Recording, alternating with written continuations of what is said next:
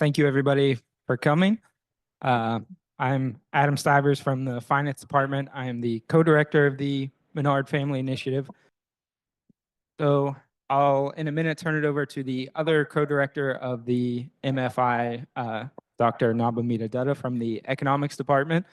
But here you see our team. So what we do with the MFI, we bring in some guest speakers like we have here today. We do a lot of research ourselves. We do a lot of student research. We have some student fellows who do research with us. Also want to thank the Menard family for their continued support. So this is a part of the CBA, but we're grant funded, funded by grants from the Menard family. So with that, I'll turn it over to Dr. Dutta to introduce our guest speaker. With that, I would like to introduce our speaker today. We are very excited to have Professor Claudia Williamson Kramer. She's the Probesco Chair of Free Enterprise and Professor of Economics at University of Tennessee at Chattanooga. Claudia's main research interests lie at the intersection of applied economic development and political economy. Claudia has authored over 50 journal articles, co-edited 2 books, and written multiple book chapters, book reviews, and policy briefs. Her research has appeared in popular press outlets like the BBC and The Economist. Claudia currently serves as an editor for Public Choice. That's a very highly ranked journal in econ, and also another highly ranked journal, the Journal of Institutional Economics.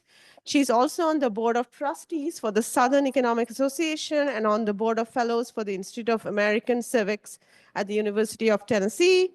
She served as the 2022-23 president of the Association of Private Enterprise Education and has served on the U.S. Commission on Civil Rights Mississippi Advisory Committee. Claudia originally is a native of West Virginia, earning her undergrad degree in economics from Marshall University and her PhD in economics from West Virginia University. Thank you, Claudia, for coming. Thank you so much. So I really appreciate the invitation from Dr. Dutta and Dr. Stivers and the Menard family hosting these types of events to be able to come and talk to you guys about some of these ideas, big ideas. A lot of my research has centered on understanding the benefits of different types of economic systems, i.e. capitalism. Then that's spilled over into understanding how culture fits into this picture. And then I've applied that to specifically looking at different gender outcomes. So in some ways, this presentation is summarizing a body of work really since early on in my grad school days until now. And so I'm going to try to make it make sense. I'm going to try to piece all this together for you in the way at least I see it. But I'm really excited to have this opportunity to talk to you. And I hope that if you have questions along the way, you will talk to me. So instead of just sitting there and being passive, let's talk to each other. So, right, class is much more enjoyable if it is discussion-based for both of us. It goes both ways. And so we can make this fun and entertaining, and you can ask questions for clarification or pushback, right? So in some ways, I made the presentation to be provocative for that reason.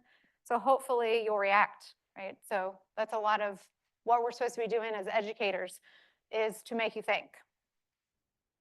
So this is a map of countries based on GDP per capita.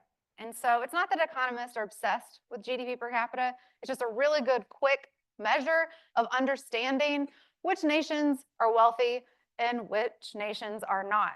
And so since basically, I would imagine the beginning of time, but at least in modern economics, when we think about economics coming as its own field, so from Adam Smith, late 1700s, writing at the time of the Industrial Revolution, he's writing and trying to understand what causes some countries to be able to grow, what causes wealth, and some countries are not achieving this. So again, he's writing at the time of the Industrial Revolution, and this is populating in his brain as what's happening. And that's a big, in some sense, still what we're doing. So we're still trying to understand these root causes of development, these root causes of explaining wealth differences. And it is about understanding the wealth creation process. It is not what causes poverty. Poverty is a state of nature. Everybody was basically poor forever, right? So if you look at from the beginning of time, we're poor, there's nothing, all up subsistence level. And then Deirdre McCloskey calls it a hockey stick. All of a sudden we get this giant takeoff. So if you just look at global income, we get the takeoff. Why did that ever happen? That's around the timing of the Industrial Revolution. But understanding then looking globally across countries, it is not that everybody participated in that takeoff. And so the United States, Canada, Australia, Western Europe, as you can see, are the darker blue countries, and those are the wealthier countries. Other countries, specifically in sub-Saharan Africa, are at the other end of this extreme. So why does this still happen? So it's, in some sense, trying to understand this big puzzle is ultimately what economists and other social sciences are still trying to do. And so this is what I call, in some sense, the economic puzzle. One of the reasons why I loved economics is it's about problem solving. So even if you don't become an econ major, take more econ, because your entire life is going to be about solving problems. And any type of problem you might have, who you want to marry, how many kids are you going to have, where you're going to work, where you're going to buy, you're going to rent. Everything is about solving these problems. And so economics is about a way of thinking, and it helps you be a better problem solver. So what I call the economic puzzle, though, is what is the most effective way to maximize human flourishing while minimizing suffering? That's kind of a big deal. Again, Adam Smith. This is a Smithian problem. And we have some thoughts on it, right? We've in some ways we're restating Adam Smith, and we've also kind of pushed the boundaries a little bit. But the economic way of thinking, the economic approach, why economists are different than the other social sciences who are also trying to honestly understand this puzzle and address this question, is our approach. Our approach is different in econ. We take scarcity as a given, right? So given scarcity, that means we have trade-offs. So I'm sure if you've taken econ, you've heard the phrase, there's no such thing as a free lunch. That means every decision, every thing that you do has a trade-off, or it has an opportunity cost. So how do we maximize human flourishing given scarcity? Trade-offs are real. We're self-interested. I have this note, not selfish self-interest. Economists talk about self-interest in a somewhat different way than maybe you think of when you would initially hear the phrase. So what do we mean by that? Self-interest just means that you are trying to do the best that you can to achieve your goals, whatever they might be. So we call our discipline as value-free, meaning you get to decide. You get to decide your preferences, your values, what you like, what you dislike. That's off the table for econ. All that gets left at the door. So given that, given whatever that is, you're also using cost-benefit analysis to try to achieve those goals. So that's what we mean by self-interested. So it's not the selfish self-interested, but basically you're trying to take care of yourself. And then lastly, as individuals, we have competing goals. So we were talking about this earlier with some of the students, and that, at times you want two things that you cannot simultaneously have, right? So we're kind of interesting people. So given scarcity trade-offs, that we are self-interested, and internally we will have competing goals and preferences and values, that's the economic framework that economists try to use to solve the economic puzzle. And so the other way of kind of phrasing this or thinking about it is, how do we turn situations of chaos into cooperation? So the way that we use a lot of jargon. So again, please interrupt if I ever am doing that. I literally have no idea what you're saying. That's quite possible because we use kind of shorthand phrases that if you're in econ, you know what it means, but if you're not, then it can be confusing. So we'll say things like social cooperation under the division of labor. What does that mean? Well, that's how economists talk about this. So ultimately what we're trying to do is turn chaos into situations of cooperation. So why aren't we just all running around stabbing each other in the eye? Right? If you think about, we live quite peacefully. It's not that there's not violence. It's not that there's not bad things that happen in the world all the time. It's just that when you stop to think about, we live quite peacefully, and we've somewhat, in some sense, figured out how to cooperate with each other. That is the big economic puzzle. But we also want to go beyond that, that we're not that we've moved beyond running around and viewing every situation as zero sum, meaning if you have something, I don't, and therefore I'm going to go take it. So we've moved out of that to understand that we actually can have mutually beneficial exchanges. So that's what we mean when we say things like social cooperation under a division of labor. We're talking about trade, mutually beneficial exchanges. Well, when does that happen? So when do we go from chaos or violence into social cooperation? Well, it's about the rules of the game, or what in econ we call institutions. So what are the institutions where bad men can do least harm? So in other words, you're constrained. So what are those rules? That's the big economic puzzle. That's where Adam Smith starts talking about capitalism. That's where Adam Smith starts talking about private property rights. So that's where we're headed. That's the capitalism piece of this, is because we're trying to understand how to maximize human flourishing, and it's all about the rules of the game, the economic system. And that's where we get into the idea of capitalism versus socialism. Whoop, that skipped way far ahead. All right, we'll stop here. So socialism, we got to talk about what do we mean by socialism? Not Bernie Sanders socialism. Bernie Sanders is a billionaire. Bernie Sanders is interesting. Socialism, to an economist, is about government owns the means of production. So if you were in this discussion group earlier, we kind of fleshed this out a little bit. That's another weird jargony phrase. You don't really walk around saying things like the means of production. Means of production, land, labor, capital. Capital means like machinery, equipment, things like that. Technology, that would all fall under that. So public ownership or government ownership owns those things. And yes, that means you, because we, people, are labor. So that when we say public or government ownership of the means of production, that's a socialistic system. And that has certain consequences. Those rules are going to set up incentives for behavior. So again, that's how to think about understanding how this relates to the big ultimate understanding of human flourishing. So it is a centrally planned economy where government then decides how to use our means of production. So how to use the land, how to use the labor, how to use capital. And from that, it's all about kind of in that way, it's centralized planning, it's by decree, and production and distribution are handled both by government, broadly defined. So it can be different types of political systems, but whoever's in that sense, who's ever in charge. So there's some sort of central agency. We tend to refer to that as government, but in terms of making these decisions. So another way of thinking about it is that it's coming top down. Some examples throughout history and currently, so the Soviet Union would be the kind of key example that economists have focused on, both when the Soviet Union existed and then ex post. And currently, you can think about North Korea. So North Korea versus South Korea becomes a very interesting natural experiment. We can talk about that more if you're interested. And then also Cuba. So Cuba's system is still more socialistic than not. But trying to categorize countries along these dimensions, in some ways we're doing it in the extremes, it can be difficult. All right, so then we'll move to capitalism. So capitalism then is the opposite. It's the private ownership of the means of production. So you can own land. So under a socialist system, you couldn't just go buy land, right? The government owns it.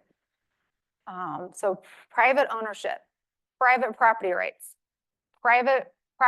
over your labor. So you get to decide if you want to work, where you would want to work or not, so things like that. And then from there is where we then start talking about a market-based system. So markets is all individualized or decentralized decision-making. And that's what determines what gets produced and how it gets produced, so the production side. And then those interactions are also going to determine who gets what. So it's both decentralized decision-making or through market transactions, the production and distribution side. Firms compete with each other. Firms competing with each other for customers. So that's ultimately what we mean when we say things like capitalism. Markets then are promoting competition and facilitating voluntary exchange. So that is, I usually have that word highlighted, bolded, voluntary. It is voluntary. That is the way in economics we define capitalism. It is all about voluntary exchange.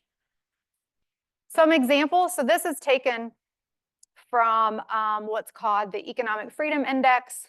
And I have this in several slides. You're going to see lots of beautiful art in this presentation, lots of beautiful scatter plots.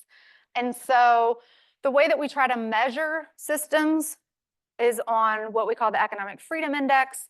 So at one end, you're going to have, at the bottom of that index would be the socialistic countries, and at the other end are going to be the countries that are more economically free or more capitalistic. And based on that, the most current rankings, Hong Kong, Singapore, Switzerland, the US, Denmark, Ireland, for example, are your most economically free countries or your most capitalistic countries. Again, I'm happy to talk more about data at any point. All right, so since the 1970s, since the Fraser Institute is who puts this index together, and since they have been doing this project since the 90s, their data starts in 1970, so that's why my graph starts in 1970. But looking just at a global average, so doing what we call a time series of the Economic Freedom Index, capitalism has been increasing since the 1980s. So we have this dip in the 70s, and then since about 1980, global capitalism has been increasing. That maybe isn't shocking to you, because oftentimes if you've heard it, it's usually as a complaint, right? Oh, it's because we've got this problem. We've got this environmental problem. Well, that's because of capitalism. Oh, we've got this. That's because of capitalism. So I find this just really, I find the graph, well, if we love data, we love graphs. I find the graph really interesting. And this sharp increase shouldn't be super shocking. So what happened in 1989? Anybody? Fall of the Soviet Union. Thank you. So that's where you get, so in some sense, the massive increase in economic freedom, because we get this major collapse of the Soviet Union and countries starting to open up tremendously. So things that are included in this index include free trade, size of government, sound money, so that means that you don't have massive inflation, looking at regulation of businesses, regulation of labor, for example, and then property rights and rule of law. So those are the kind of 5 big components within measuring economic freedom. We're trying to measure capitalism. Yeah. Yeah, sure, of course. Just maybe make students think a little bit more. Do you think if someone can interpret this graph as, is it more flattening out globally, like that, as we're saying beyond 2010? Yes. And the data here on purpose stops in 2019, because what happened in 2020? COVID. Maybe you guys blocked it out, but like that was 5 years ago. But COVID. And so we had major restrictions on our freedom, including economic freedoms. And so it became actually a weird puzzle. What do we do with this when we're trying to measure it? And so partly one thing to do is, okay, don't include it. But now we're getting several years enough removed. And so some interesting things are, we have a dip in economic freedom globally, and it's starting to, because of COVID, and so we'll see where the trend goes. But yes, it's definitely more of a flattening out. Again, not super shocking, in that the part of the reason for the sharp increase was the major experience with the Soviet Union collapsing, and China became very more free. So it wasn't just the former Soviet Union countries. But in general, over this time period, we do see increases in freedom, in economic freedom. Yes. So we go from 0. So the index is technically from 0 to 10. So that's another thing, is that, so what I'm going to show, actually what was next, is going to look at changes in capitalism and changes in various variables. And so looking at basically growth rates. And so the way that the index is technically captured, so nobody is actually a 0, and nobody's actually a 10. So it does get a little bit truncated. It's a good question. Okay, so capitalism, right? Private property rights, private ownership of the means of production. Turns out that countries that not only are economically free, but that have increased, so increasing in economic freedom, turns out that you experience more economic growth. So these are this data from 1980 to 2018. And it looks at percentage change in that economic freedom index, or percentage change in capitalism, and income per capita over the same time period. And so this is country level analysis. You can kind of see the countries are several outliers in terms of just a scatter plot. But as you become more capitalistic, you also experience higher rates of economic growth. You also experience living longer. And so again, sometimes economists are kind of put down for, all you guys care about is income. Well, we care about income because, again, it's a good proxy. It's a pretty good, quick proxy for other things that we care about, like living longer. And so if you break this down into different quartiles, the countries that are the least economically free versus the countries that are the most economically free, like the United States, for example, we live about 25 years longer on average than somebody living in the least economically free countries. That's a major difference. Yes. Does it graph this like tell us like capitalism causes like an increase in life expectancy? It's just like the relationship between the two. It's a correlation. It is a scatter plot. Now, what's fun is that over the last 5 to 10 years, our statistical methods have gotten a little bit more sophisticated, and we're starting to be able to do more causal inference than we otherwise would. And the causal inference tests that are coming out supports the correlation. That's a great question. Yeah. Just going off the assumption that like more socialist countries are more like centralized and more distributed and cheaper healthcare, like wouldn't you expect that countries that are more socialist have like longer life expectancy because like it's easy for like the average citizen to like get access to like a hospital or something? So teasing out why is a really interesting, as to why more capitalistic countries live longer, is a really interesting puzzle in some sense, given what you're saying. Part of it is to think about why, or okay, so there's access to healthcare versus quality of healthcare, right? So it's what you're getting. And when we try to measure things like how expensive something is, that doesn't take into account access, or like, so if you can see a doctor, maybe it's zero price because nothing's free. So it's zero price, but what if you had to wait a year? That's the trade-off. So prices, by the way, are a rationing mechanism. We're going to get there. So we can ration our healthcare. We got to ration it, right? It's everything's scarce. We got to ration healthcare, just like we do everything else. And so one way of doing it is through the price system. One way of doing it is through queues or waiting time. And that's what you see in socialistic systems. So that data is very skewed for that reason alone, but for other reasons as well. But that's, I mean, it's a good point. Yeah, Adam. Dr. Shep. Yes. No, this is just over. Could have maybe socialized medicine like Canada, but otherwise be more capitalism.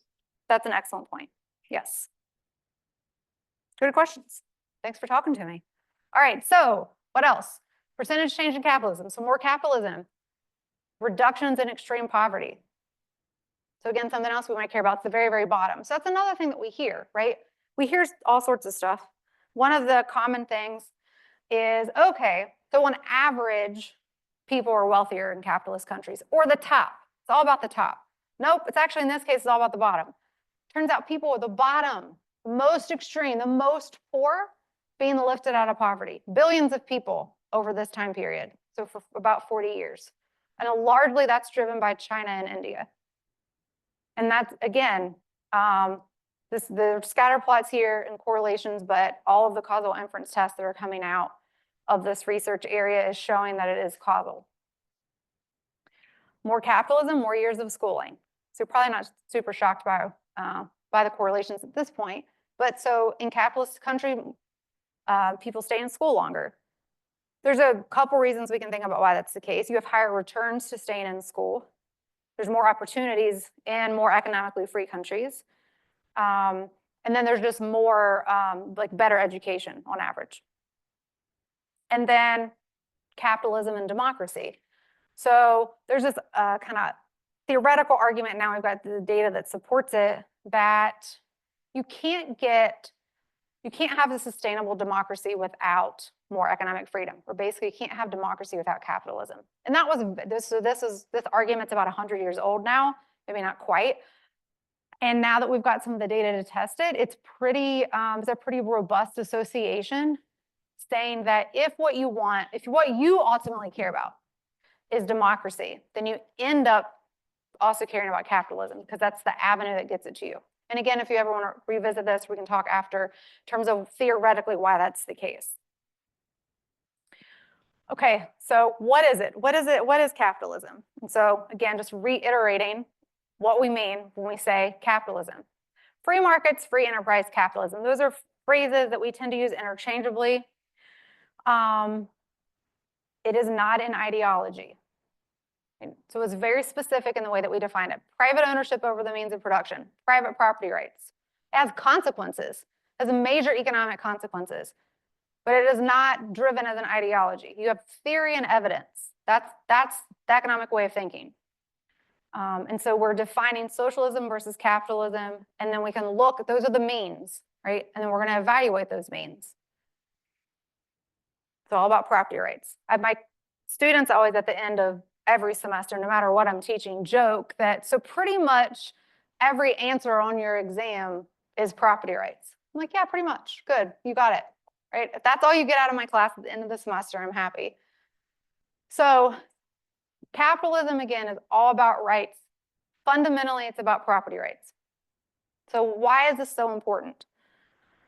It creates the incentives for what a phrase from Adam Smith is to truck, barter, and exchange. So it incentivizes you to behave a certain way that aligns with being creative, problem solving, being entrepreneurial, being innovative, gaining those gains from trade, those exchanges to take place. So that's part one of understanding. And that's a lot of what we end up focusing on there, the incentives from a private property rights system versus the incentives from public ownership or from socialism. So one way of thinking about this, to bring it to be a little bit more personal, is how your behavior changes from if you are renting an apartment or renting your house versus if you own it. Do you think your behavior changes at all in the way that you treat your property? Yeah. Or even if maybe you haven't owned a house yet, but being at your parents' house, where they're what we call the residual claimant. So if they just, punch holes in their wall every other day, and then they should try to sell it, they're going to suffer the economic loss from that behavior. Versus if you're renting, you might lose your security deposit, but it may not completely offset those costs. So it's very different. That's what we're trying to understand. The system, the rules, the institution sets up incentives. And so under a private property rights system, it sets up the incentives for us to behave in a way in which we're trying to capture all those gains from trade, to be innovative, to be entrepreneurial, to solve the problems, for me to solve your problems. And yes, I'm going to profit from it. The second part is that it aggregates information. It communicates information that otherwise is unavailable to us. The private property rights and a market-based system communicates information that we otherwise wouldn't have. So we're going to dive into that a little bit more. I think it's incredibly important. So I don't want to lose that in the conversation. So this leads us to this idea of what we call rational economic calculation. So again, jargony, but I'm going to explain it. So wealth creation requires rational economic calculation. So when we're looking at the map and we're looking across countries and we're looking globally, where some countries are creating wealth and others haven't, part of it is just the basic of why, or what do we mean by wealth creation? And so from that, it means that resources are going to where people value them, or resources are being used to produce something that we want. So the Soviet Union, in some sense, it made a lot of things. It made a lot of nails, it made a lot of cars, but they were cars and nails that nobody wanted. So it was like producing stuff because they were told to produce stuff. So they actually could do it. They could turn inputs into an output. It just was the output wasn't anything that anybody wanted. So that's not creating wealth. So in order to create real wealth, we have to have rational resource allocation. So resources are channeled to their highest social value. The only way to know That is, again, the only way to know if resources are creating wealth is through calculation, through economic calculation. What is that? Tabulation of profits and tabulation of losses. What are profits? What are profits telling a firm? When a firm is incurring profits in a purely free market economic system, to remove any interference from government, so they're not getting subsidized. That's the way I think about it, right? So if you're earning profits, that means you're creating wealth. You're creating value. Otherwise, people wouldn't buy your product. So all voluntary exchange. People would not be purchasing your product if that product isn't solving something in their life and making their life easier. So when, for example, the horse and buggy starts industry, the buggies start incurring losses, what does that signal to that firm? Yeah, we don't need that anymore. We've shifted. We've moved on. We're moving past you. So this is Schumpeter's idea of creative destruction. And we've got a different technology, or we want to get around in a different way. And so losses signal to firms, those resources need to be freed up to move into other areas. People in the buggy making industry need to go work somewhere else. That sounds harsh, right? In some ways, because economics is value free. Like, we remove that. It's just what is. So it's a positive analysis, not normative analysis. So losses say, hey, those resources can be freed up to go make the stuff we want now. The other things that we want that create higher value for our lives, and all that's driven through market interactions. That information is not in somebody's head or some panel of experts' head. That all has to happen and be discovered through market interactions. So we need market prices. So tabulation of profit and loss means you have to have a market price. That's how we calculate, right? If you've been in accounting, some of your accounting majors in here, right? So you got to, if you're doing your books, you got to know what's the price. And so how do you calculate profit and loss? You've got to know the price of what you can sell your product for and the price of what your inputs are. So that requires exchange, right? So we're buying and selling from each other. Market prices, that in order to get prices, we need exchange. From there, we need property rights. You cannot buy and sell something if you don't own it, if you have no right over that. So again, in some sense, we're setting up just a very kind of basic understanding of what it means to have private ownership of the means of production or to have property rights. What is that setting up? And if you've taken a principles of econ class, what does this sound like? What's the graph we love to draw? Supply and demand. This is all about supply and demand. So if you've taken econ 101, whatever the number is, then you've skipped all of this, right? So we just kind of start here. We assume private property rights. So when we're drawing that supply and demand graph, we assume private property rights because you can't do any of that without resources having private owners. So a lot of the beauty of the graph is hidden. The things that are in the background that we have assumed and don't really spend much time talking about is very, very, very important. So we're bringing it to the forefront, which can in some ways be controversial. Okay, we're doing some weird stuff with the clicker. All right, prices emerge through mutually beneficial exchanges, i.e. supply and demand. That's what we mean. So bring it back down to your all's language, back to how we normally say it. So we're talking about, okay, if we need to know how are you maximizing value for society? The way that we can calculate that is through profit and loss. We need prices. We need people to be exchanging that supply and demand. So basically, micro's price theory, what we're trying to teach you all is where prices come from. It's not just arbitrary. It's all through supply and demand interactions. So through supply and demand, prices adjust, right? So we love doing those shifts. But the shifting part, it's not like you get there eventually, but the reason why it's shifting is honestly all of the action. And so prices adjust to reflect changes in preferences, changes in cost. So what's driving it though is what we value. So changes in demand, changes in what people want, changes in what people value. So back to the horse and buggy, we moved to cars, right? So think about now currently with AI and automation, like all of that is getting reflected in terms of both the supply side cost and then what individuals on the demand side, what we ultimately value. For example, when we have an increase in price, that forces us to economize on the product's use. So we get annoyed when price goes up if it's something that we want to purchase. But then it forces you to think a little bit more. Do I really need 3 apples today? Can I just buy 2? Because apparently they're more expensive right now. Eggs, right? The whole thing with the eggs getting more expensive. In some sense, it doesn't matter why they're getting more expensive. From a policy perspective, or if you want to address it, yes. But for you as an individual who's going to the grocery store, it's like, how much do I really like eggs? Or whatever might you want to use. Turns out I don't really care. I don't really need to eat eggs that much, especially once it gets to the point in which what it costs right now. So that's what we mean by you're economizing on its use. Prices send that signal very, very quickly, and it starts changing our behavior. So prices act as signals that convey information. So that's what I meant by prices, and the property rights system communicates information that we otherwise wouldn't have about the relative scarcities of those goods. So prices coordinate and they ration. So I mentioned that everything's scarce, or there's relative scarcities. We have to ration everything. And the price system is one rationing mechanism. And that's the rationing mechanism that gets used in a market-based system.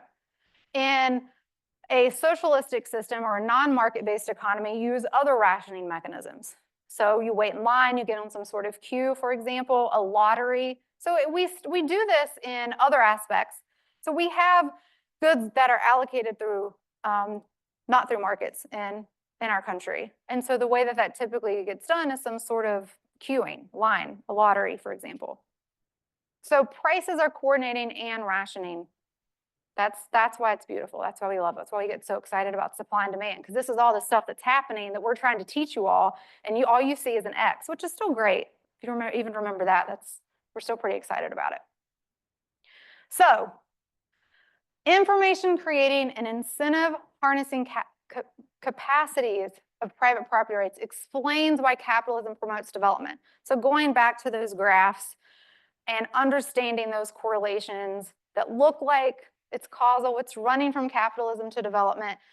The theory behind it is what we just walked through. So very, very quickly in some sense, but what we just walked through of understanding that it's about private property rights, set up incentives for exchange, that then sets up the price system, and the price serves as a rationing mechanism, and that communicates relative scarcities, and we start adjusting our behavior without really even understanding why we're adjusting our behavior. Capitalism, the rules under a capitalistic system, so remember it's about the rules, induce bad men to behave better. So this is something that we can come back to when we get a little bit more into some more of the examples and specifics. But what it does is it creates constraints. And it creates constraints in a way that we don't have to have some sort of transformation of who we are in terms of to get outcomes that we might want.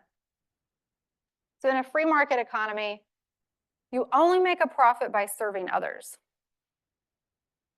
In a truly free market economy, again, you're not having some sort of subsidy or external entity propping you up. You only can stay in business by making a profit, and you only make a profit when you are serving other people. You are solving somebody else's problems. That is in this Hayek quote. My goodness. All right. It's really wanting to pass my Hayek quote here. All right. So Hayek says, in competing with each other, sellers reveal information that is ultimately of use to buyers. Buyers likewise inform sellers. From the consumer's point of view, the function of competition is precisely to teach us who will serve us well, who can provide the most satisfactory solution for whatever particular problem we have to face. So it's all about, there are people out there who want to solve our problems. And I love that, who will serve us well. Then yes, the way that this comes out is that they will, if they do it, if they are solving problems or they're serving us in a way that we find satisfactory, they will make a profit. That's the signal that they're doing it.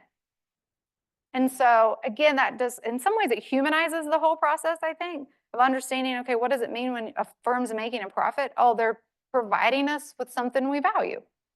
Otherwise, they'd go out of business. All right, so what does this mean in terms of role of government? So capitalism, the way that we talked about it, the private ownership of the means of production, but your economic system almost always is going to have to interact with the political system. We have some cases of anarchy historically, but most of the time throughout history, we have had some sort of centralized state. So capitalism then in that sense has to address the political economic arrangement based on private property rights. So the role of government from that perspective is to protect private property rights. So it's probably not super shocking that that would be the role of government in this lecture. So refrain from weakening property rights through regulation, high taxes, or inflation. Inflation is a tax, or outright expropriation. In this country, we tend to get infringements on private property rights through different regulations, taxes, inflation. In other countries, they have outright expropriation. The government just takes whatever it wants. So looking back to that map, one of the biggest things that can explain the wealth differences is whether or not they have private property rights. Places that have private property rights, even if you don't like other things about those particular countries, they tend to be the wealthier countries. Places that have outright government expropriation tend to be incredibly poor places. Adam Smith alluded to this. Says little else is requisite to carry a state to the highest degree of opulence, from the lowest barbarism, but peace, easy taxes, and a tolerable administration of justice. All the rest being brought about the natural course of things. And so that's his, like, here, the natural course of things is the truck bartering and exchange. Like, we're doing stuff, but there doesn't have to be some sort of centralized administration that says, hey, you have to do X, Y, and Z. Like, we're going to do it. We're going to be incentivized to do it. We're going to be incentivized to figure this stuff out. All right, so this is where it shifts into, all right, this is great. This is awesome. Capitalism's awesome. But wait a minute, there's still all these issues. There's all these issues in the world. And one area that often gets discussed in terms of a kind of a downside of capitalism, or is it the dark side or something like that, is understanding issues related to women or gender equality. And so are women being left out in terms of, we see all these benefits, so are women being left out? And so we're going to go through just look at some different statistics globally, and then we'll dig into it a little bit more. So here's a statistic you're not going to be super shocked of. This is always in the news, that women earn 77 cents for every dollar earned by men. So this is a global statistic. In the US, it's something usually 80 something now. I don't know what the gender gap that gets cited is, but something like that, right? So women earn less than men. Women spend about 3 times as many hours on unpaid domestic work, more than 7 times in Northern Africa and Western Asia. 47% of working age women participate in the labor force compared to 74% of men. Women hold 28% of managerial positions, 18% of CEOs are female. Among Fortune 500 companies, 7.4% are women. Women hold 25% of parliamentary seats. 35% of the world's STEM graduates are women. 33% of women have experienced physical and/or sexual violence by an intimate partner. So it's just a bunch of different kind of gendered statistics globally.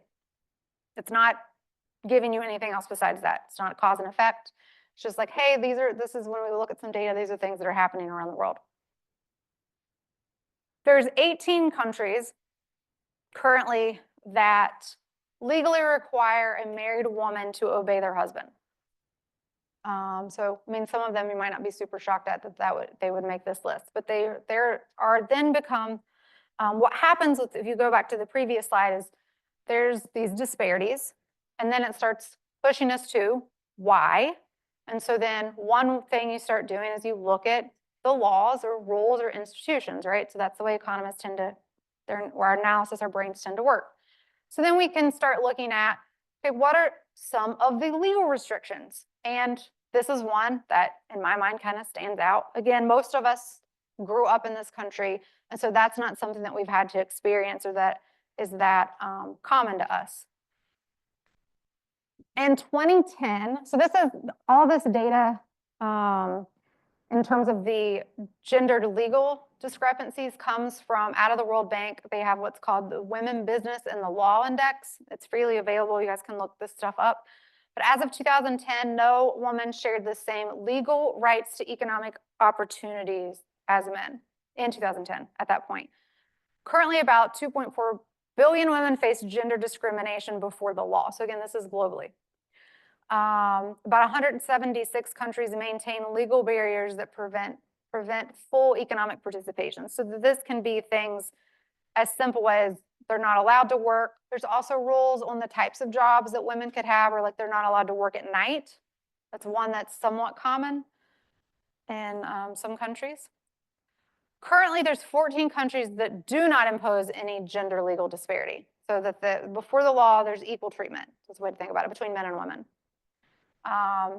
And so one of the things, if you just look at this list of countries versus the other list of countries, and like in your brain, thinking about what we've been talking about with economic freedom and capitalism, the prior list, less capitalistic, current list, more capitalistic, right? So Belgium and Canada and Denmark tend to be at the higher part of the economic freedom index.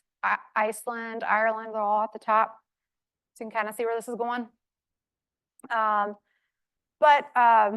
There's a lot of consequences from having gendered legal disparities. So gender inequalities lead to poor health for both women and children, less human capital investment, poor quality of governments, lower standards of living, lower economic growth. So all of that's pulled from a body of work that's looking at kind of the consequences of these gendered laws.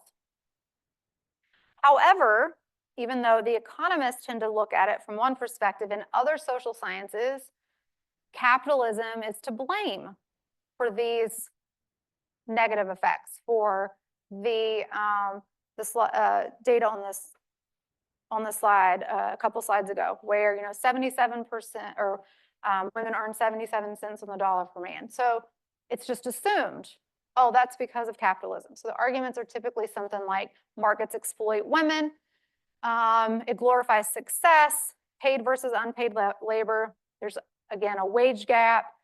And this idea that this is more of a recent one, that consumer culture leads to gendered preferences. And this is where we get to preferred solutions such as minimum wage or gender quotas, government mandated family leave, government funded childcare, equal pay, required promotions.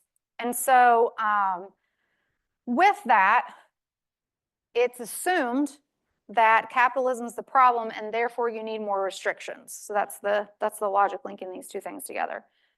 And so economists don't typically like to do analysis that way. So we're like, well, hey, why don't we have the data on this now, so why don't we look? And so that was one of my papers where we look at economic freedom and women's economic rights. And turns out more countries that are more capitalistic or more economically free, women in those countries enjoy more economic opportunities. There's also relating capitalism to regulation of women. So more capitalism, women in that sense are deregulated. So the index is that, this is from the Women, Business, and the Law Index, where you're looking at legal restrictions on work, pay, etc.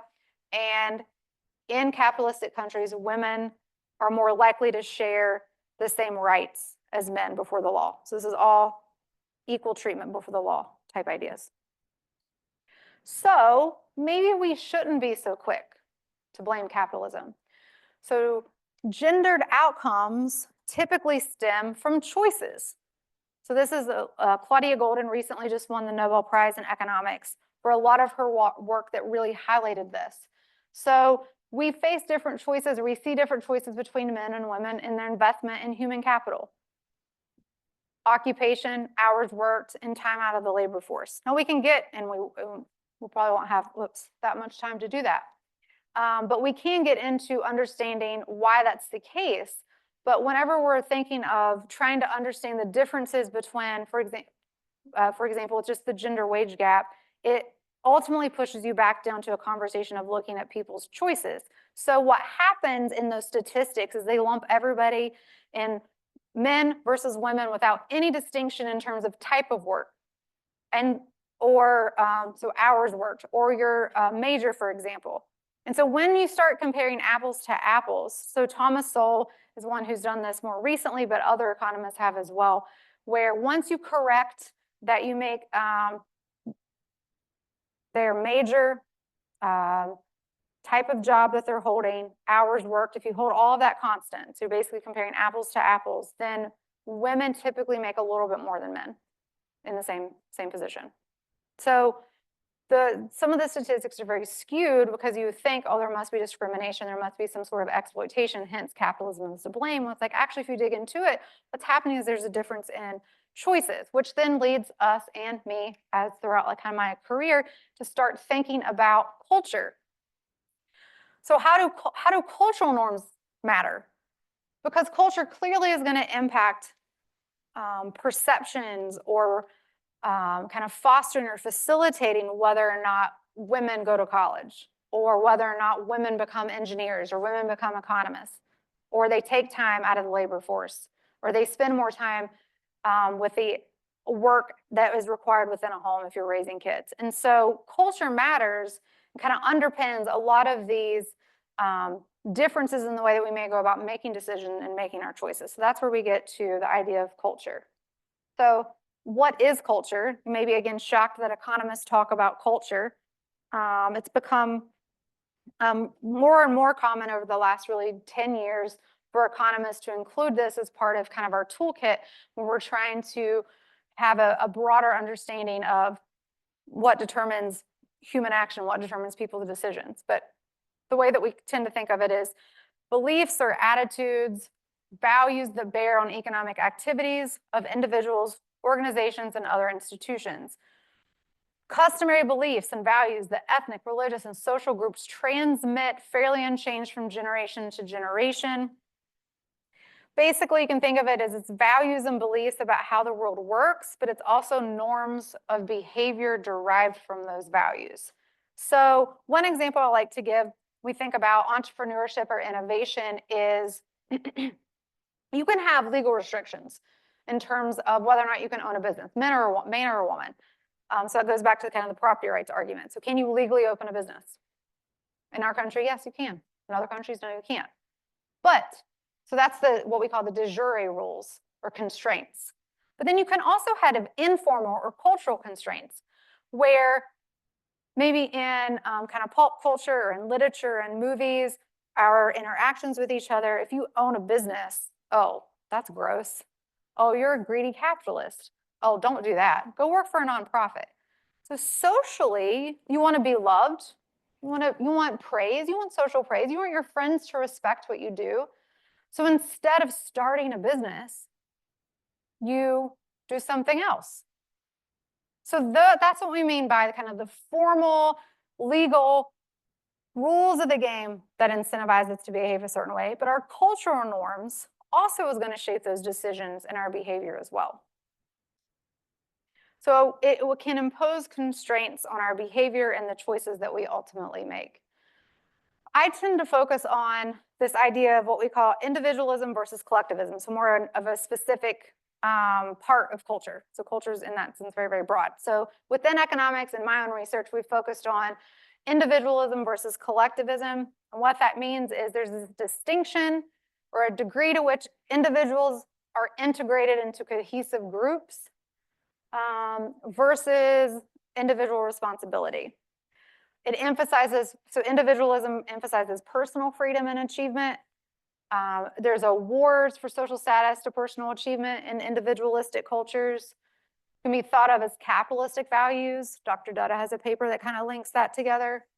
And it is shown to be the most robust dimension of culture in terms of looking at individualism versus collectivism. So countries that have cultures that are more individualistic tend to also be your wealthier countries.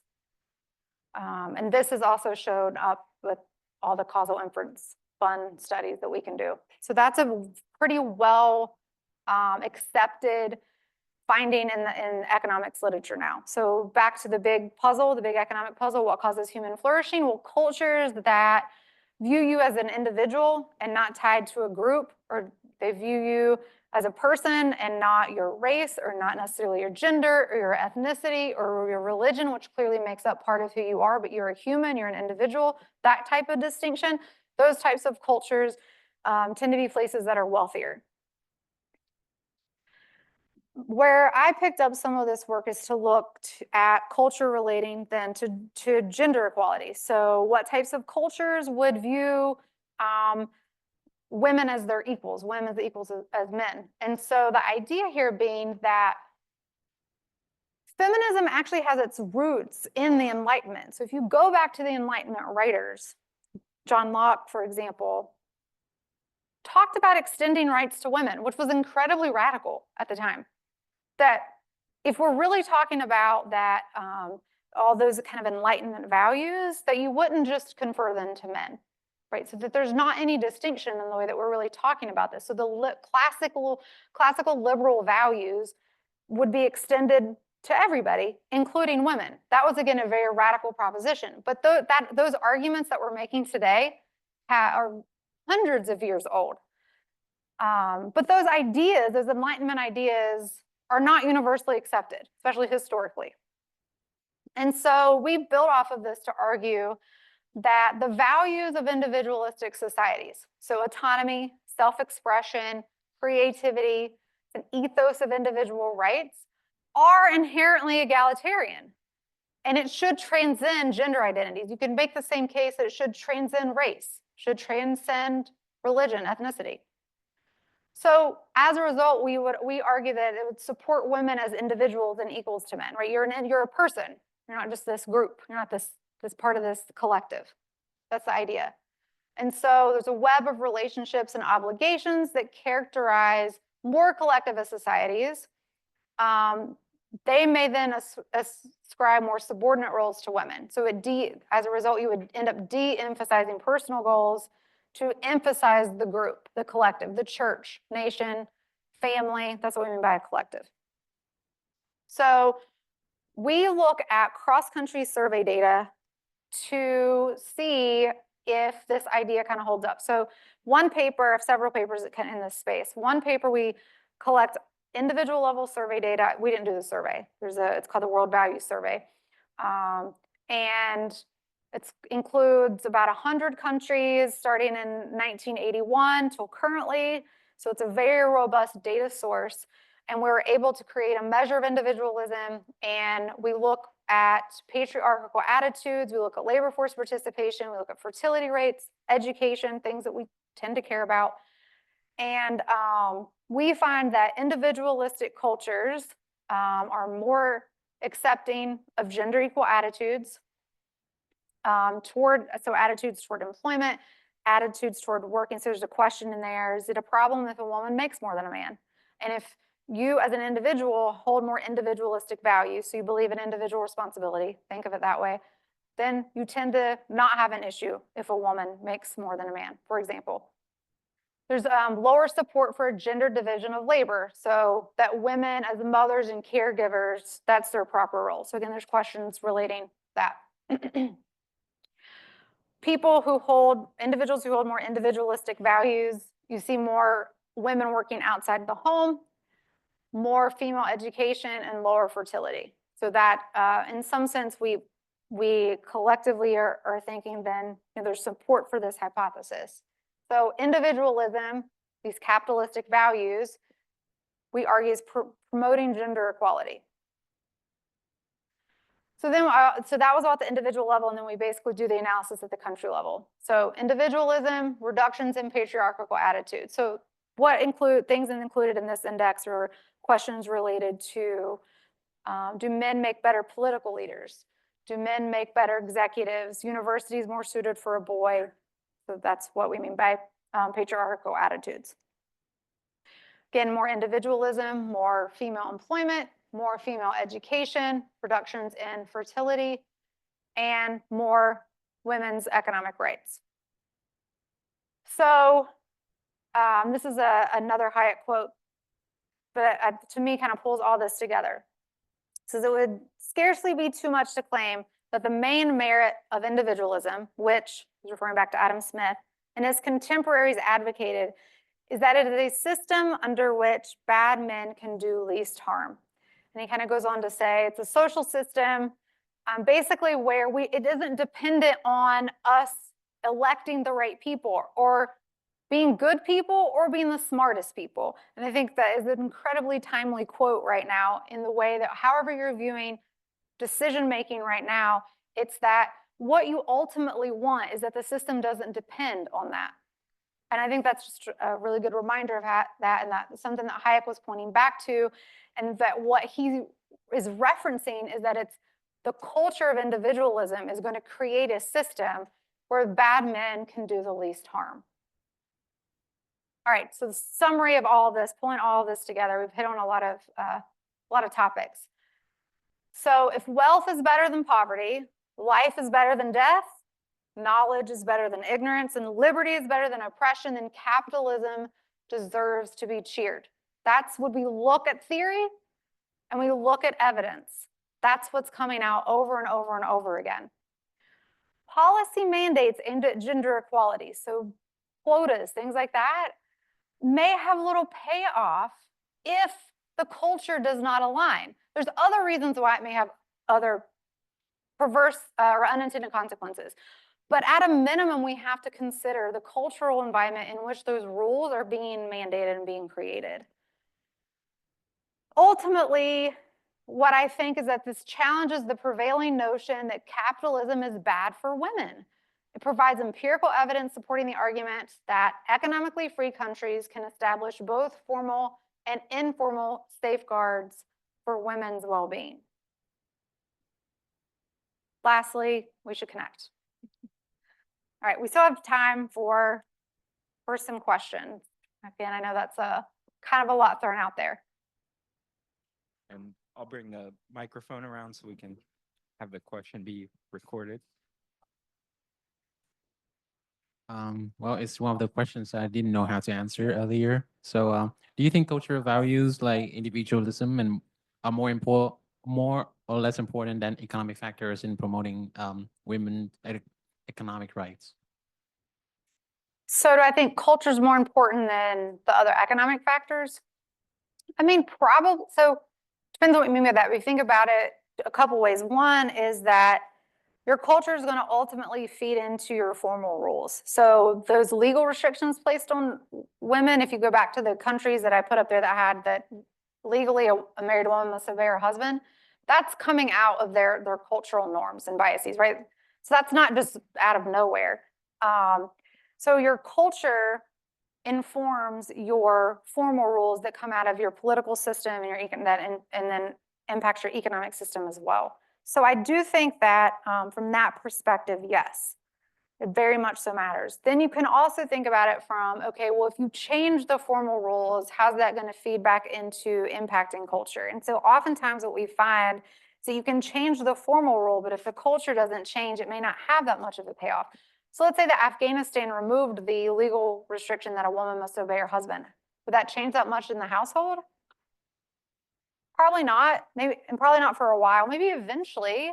So I'm not advocating to not change the rule, right? But it's just more of the understanding that the culture and ingrained behavior, because it may be tied to your religion and what you ultimately believe in terms of why we're here, very much constrains our behavior. Other economic factors, I think it's in that way, it's all related to ultimately what type of economic system you're operating in. So yes, culture matters.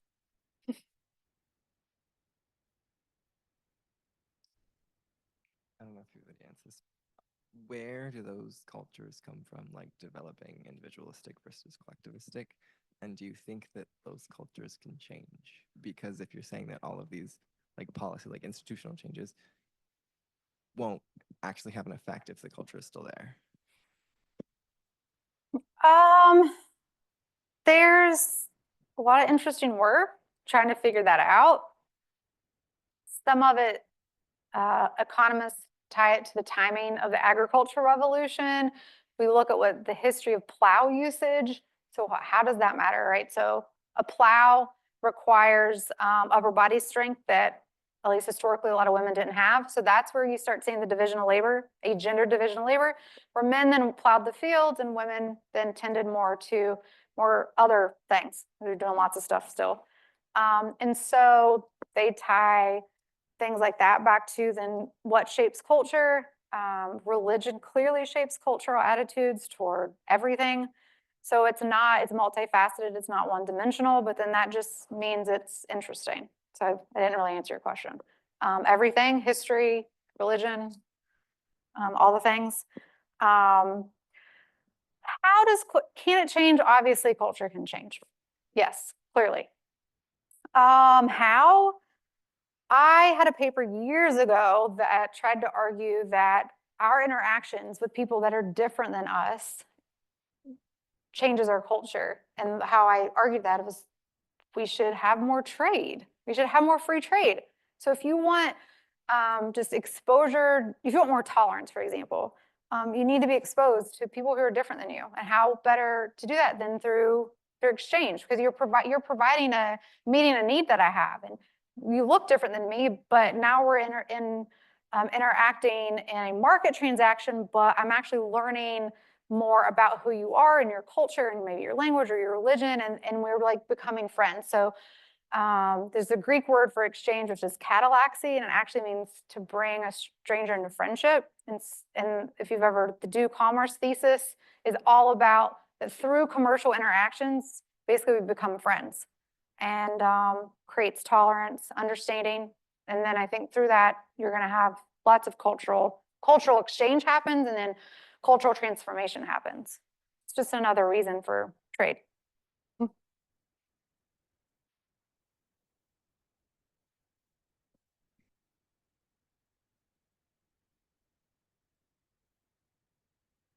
Considering all of the benefits that capitalism brings, where do you think the bad reputation comes from that capitalism tends to have, especially in those countries that profit most from it?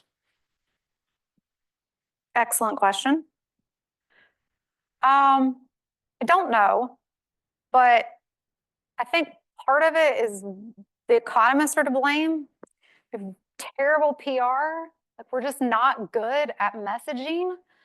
But there are political incentives to do that, to blame the system, blame capitalism, blame something else to achieve some other things, right? So it's not about achieving growth. So one of the things, like, and right now, to an economist, when we look at what Trump is doing in terms of the tariffs, we're like, oh my gosh, this is awful. We're going to have less growth and a whole host of things, the higher prices, everybody's going to be worse off. But maybe that's not what he cares about, right? So if he's trying to achieve some other end, then maybe tariffs are exactly what would achieve his end. We just don't know what his end is, or his goal. So that's, like, again, the way of thinking about it. We were talking in one of the discussion groups, Schumpeter's talked about this, Mises has talked about this, Adam Smith even talked about it, that in some ways capitalism sows its own demise, maybe because we lose sight of the wealth creation process, that this isn't like we're just take everything for granted. Envy, jealousy, because it does create inequality. So if everybody is poor, everybody's equal, everybody's equally poor. Everybody's not going to be equally rich. The process is lumpy and bumpy. I mean, some people don't like that. So those are some ideas that have been kind of pitched out there as to why is it that you're right, even in the more capitalistic countries, it seems to have the loudest advocates against it. There's a hand here. This is more of like a clarification. So Yeah. for, the slide where you're talking about the countries that don't have legal separation for like women or like Yes. the restraints, I feel often I see online that some of those countries, people say, oh, this is a socialist country, like, you know, some of the Netherlands, Denmark and stuff like that. Are those socialist countries, or they're actually capitalist countries? They just have some socialist programs, correct? Yes, yes, exactly. Sweden, Denmark, not socialist countries, incredibly open. They are some of the most free trade countries in the world. So as Dr. Stivers was mentioning, the way that we try to measure this, it has many components. And so if you look at a country like Sweden or Denmark or the Scandinavian countries, they're also the most individualistic countries.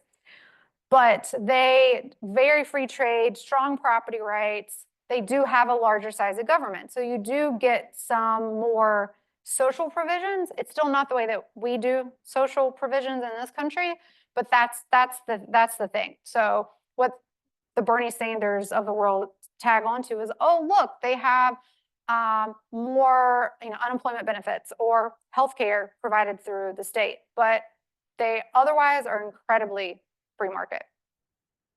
So yes, that was the answer to your own question. Thanks for asking that. It's a really good question.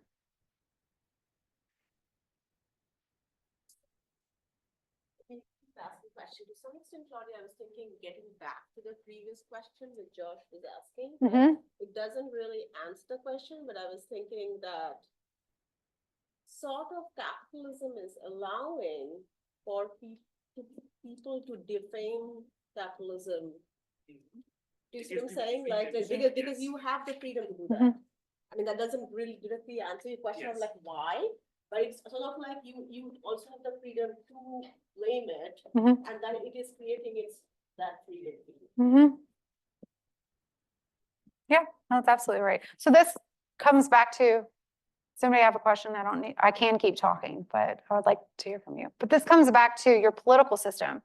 So you maybe can scream about it, but can you lobby, or, what is the relationship that you can have with your government to say, okay, now stop this from happening? Like, don't allow competition, or don't allow, that would happen in the market. Any other questions? Or maybe I'll add on to that last point. Then Yeah. when you mentioned earlier that private ownership of the means of production also means you own your own labor, I thought that was interesting, because one of the criticisms I see of capitalism is it's like, oh, you're required to work, right? You have to go out and work, otherwise you won't make a living, you won't survive without working. So like capitalism gets equate to forced labor in a sense. Not sure if you have any thoughts on that. You don't have to. You can do whatever you want. The problem is you want things, many, many, many things. And the way you have to acquire those things is by paying for them. And then that means you have to have some money. And unless somebody's giving that to you, you have to work for it, right? So it's not, capitalism isn't the problem, or work really isn't the problem in that sense. It's all of your competing desires, all the things that you want, and that make your life better, or otherwise you wouldn't want them. You think that it's going to make your life better, otherwise you wouldn't want it. But no, you can chill, you can hang out. Nobody's forcing you to do that. Under a socialistic system, yeah, somebody can tell you can't just hang out and play video games. You got to go to work. And this is what you're getting paid, even if you don't like it.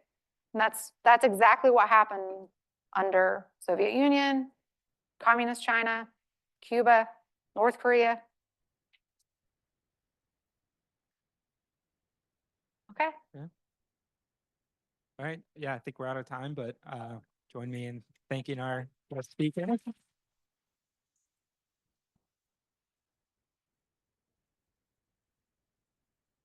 Thank you, guys. Everybody.